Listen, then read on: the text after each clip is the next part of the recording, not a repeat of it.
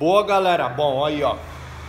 Estamos aí com o Ecotec, né?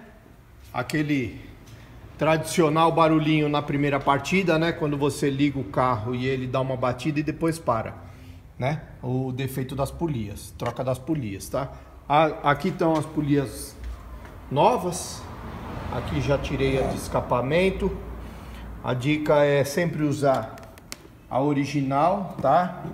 Porque pelo que eu andei vendo, as paralelas que tem aí para vender, principalmente no Mercado Livre, tem bastante dessas paralelas para vender, né? Ela não dura muito tempo, 2, 3 meses ele volta a bater, tá? E certo mesmo é colocar as originais, 900 conto cada uma, meu, tá? Mas fica a dica aí, esses carros aqui costumam dar muito esse defeito, desse barulho, né, na primeira partida.